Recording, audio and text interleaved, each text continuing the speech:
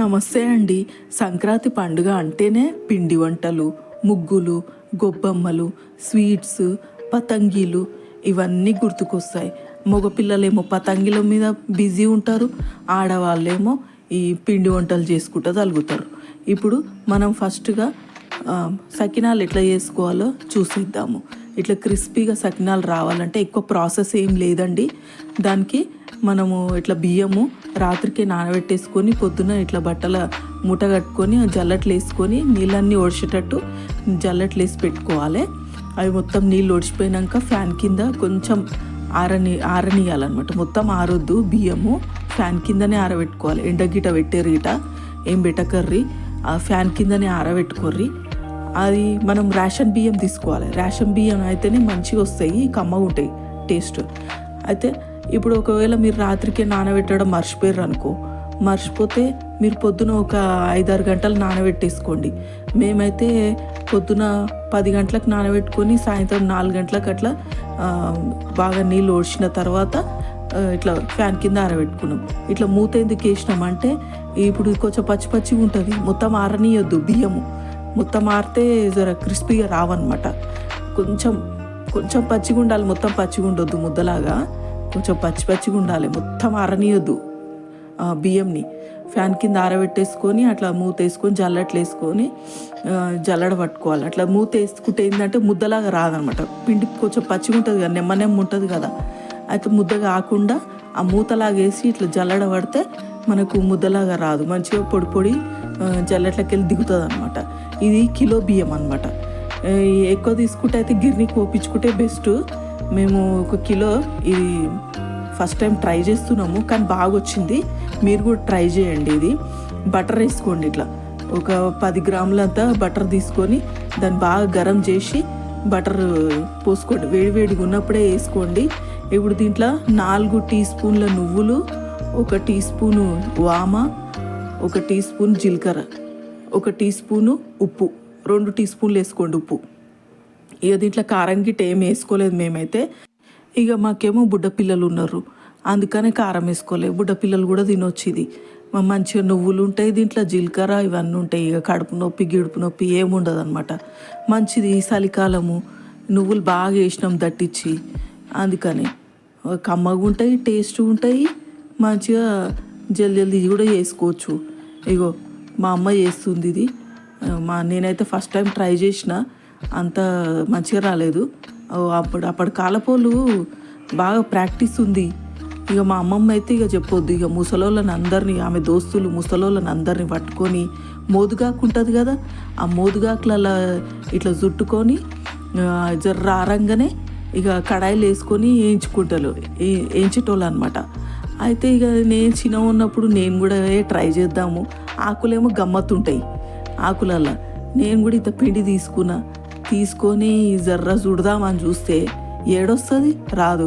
అయితే ముసలోళ్ళు అయినాకనే వస్తుందేమో అని అనిపించింది, తెలియదు కదా అప్పుడు. సరే ఊకున్నా, సరే ఇప్పుడు ట్రై చేద్దామని చెప్పేసి ఇప్పుడు చూస్తే ఏమంతా పెద్ద ప్రాసెస్ ఏం లేదు, మంచిగా ఉంది. మీరు బటర్ వేసుకోవడం మాత్రం మరవకర్రీ. బటర్ వేసుకుంటే మస్తు కమ్మ వస్తుంది. లేకపోతే వెన్నపూస కూడా వేసుకోవచ్చు.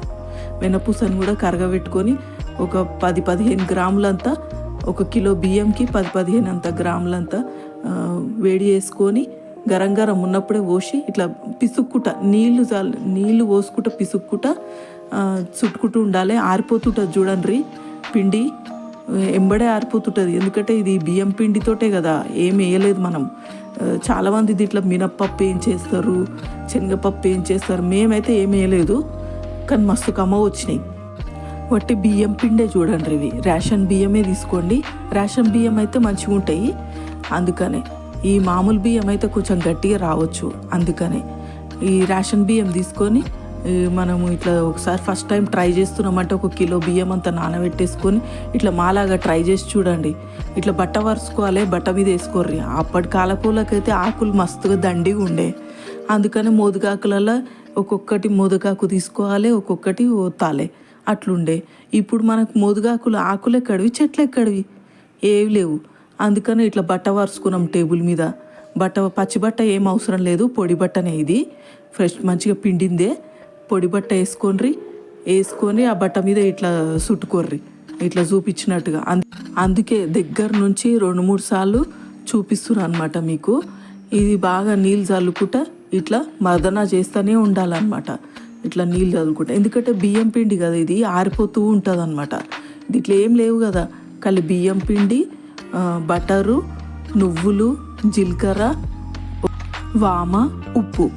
మీకు కావాలంటే కారం పొడి కూడా వేసుకోండి. తింటారు అందరు తింటారు అంటే కారం పొడి కూడా వేసుకోరు, అది కూడా మస్తు టేస్ట్ ఉంటుంది, బాగానే ఉంటుంది. ఇక మేమైతే వేసుకోలేదు, ఇగో ఇట్లా వేసుకోర్రి. ఇక అప్పట్లో అయితే ఇక ముసలోళ్ళని పట్టుకొని, ఇక మా అమ్మమ్మ అయితే 4-5 ముసలోళ్ళు ఏమో మోదుగాకులలో చుట్టేటోళ్ళు, ఇద్దరేమో ఇట్లా నీళ్ళు చల్లుకుంటా మర్దన చేసి ముద్దలు అందించేటోళ్ళు అనమాట. అందిస్తుంటే ఇట్లా మోదుగాకులలో వేసి, ఇక ఒక ఆమెనేమో కడాయి దగ్గర కూర్చుంటుండే ఏచనీకే. ఇక ఆమె కడాయి మీద, ఈ కడాయిలో నూనె పోసినప్పుడు కూడా మనము ఎక్కువ వేడి కూడా ఉండొద్దు, నూనె మనం మీడియం ఫ్లేమ్ మీద పెట్టుకోర్రి. నూనె ఎక్కువ వేడి ఉండొద్దు, మరి సిమ్ కూడా ఉండొద్దు, మీడియం ఫ్లేమ్ మీద పెట్టుకోరు. ఎందుకంటే దీంట్లో నువ్వులు ఎక్కువ ఉంటాయి కాబట్టి కొంచెం చిల్లే అవకాశం ఉంది. కొంచెం కడాయికి దూరం కూర్చొని వేయించుకోండి అనమాట. అయితే మాకైతే ఏం జిల్లలేదు, ఒక లాస్ట్లో కొంచెము పట్టుమన్నాయి నువ్వులు ఎక్కువ ఉన్న దగ్గర, అందుకనే ఏం కాదు. దీన్ని మీడియం ఫ్లేమ్ మీద వేయించుకుర్రంటే మస్తు కమ్మగా ఉంటుంది. ఇవి చాలా వరకు నిజామాబాద్ వాళ్ళు చేస్తారు. మేమైతే ఇది ఫస్ట్ టైము ట్రై చేయడము, చాలా మస్తు కమ్మగా వచ్చినాయి. ఇది ఒకసారి మీరు కూడా ట్రై చేసి చూడండి. అవి మినప్పప్పు, శనగపప్పు ఇవన్నీ అవసరం లేదు. ఈ బియ్యం పిండిలో నువ్వులు, జీలకర్ర ఇట్లా ఆరినాక ఇట్లా తీసుకోర్రి, ఆరుతాయి. ఒక 10 నిమిషాలు అయితే ఆరిపోతుంది, ఎందుకంటే బియ్యం పిండిది కదా, ఆరిపోతాయి. ఇట్లా ఈజీగా ఇట్లా వెళ్ళిపోతాయి అనమాట మనకు బట్టకెళ్ళి ఇట్లా తీస్తే. అందుకే తీసేది కూడా చూపిస్తున్నాం మీకు. ఇట్లా ఈజీగా తీసుకోవచ్చు మనం. తీసుకొని ఎక్కువ ఆరనీయకర్రి, ఎక్కువ ఆరిందంటే ఇట్లా ఇరిగిపోతాయి మళ్ళా. అందుకే కొంచెం మనం ఇట్లా బట్టకెళ్ళి వెళ్తుంది అనగానే తీసేసి కడాయిలోకి ఇట్లా వేసేసుకోవాలి. అట్లా ప్లేట్లో వేసేసుకొని అట్లా దాంట్లో మెల్లగా ఈడ్చుకోర్రి కడాయిలకు. ఈడ్చుకొని ఇక దాన్ని మంచిగా మీడియం ఫ్లేమ్ మీద మంచిగా కాల్చర్రి. అట్లా తెల్లగానే ఉండాలి, మొత్తము బ్రౌన్ కలర్ కాల్చకర్రి. గట్లా కొంచెం తెల్లగా ఉన్నప్పుడే కాల్చారు. గట్లా వేసుకోర్రి చూపించినట్టుగా. మెల్ల అట్లా కడాయిలోకి ఇడవర్రి. ఒక్కొక్కటి అట్లా మళ్ళీ ఆ దాంట్లోకి వెళ్ళి తీసి ఇడికెళ్ళి తీసే వరకు ఇరిగిపోతాయి. అందుకని ప్లేట్లోకి వేసుకొని అట్లా ప్లేట్తో అట్లా ఇడిచేయర్రి. అంతే, మీడియం ఫ్లేమ్ మీద మంచిగా టేస్టీ సకినాలు. మేము ఇక మురుకులు కూడా చేసుకున్నాము, కొన్ని వడప్పలు కూడా ఒత్తేసుకున్నాం అనమాట. ఇక అన్నీ ఇక మీకు చూపిస్తున్నా మేము సంక్రాంతి పండుగకి ఏమేమి చేసుకున్నామో.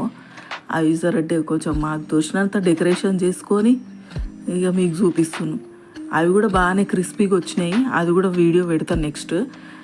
మనకు సకినాలు అంటే చాలా రేర్ కదా, ఎక్కువ చేసుకోరు ఎవరు. మురుకులు వడప్పలు అయితే బాగానే చేసుకుంటారు అందరూ, సకినాలు చాలా తక్కువ అనమాట. అందుకనే ఫస్ట్ సకినాలు చేసి చూపిస్తున్నాం మీకు. రేషన్ బియ్యము, నువ్వులు, వామ, బటర్ ఇవి ఉంటే చాలు, ఈజీగా సకినాలు ఇట్లా చేసుకోవచ్చు. నా వీడియో కనుక మీకు నచ్చినట్లయితే లైక్, షేర్, కామెంట్, సబ్స్క్రైబ్ చేయండి.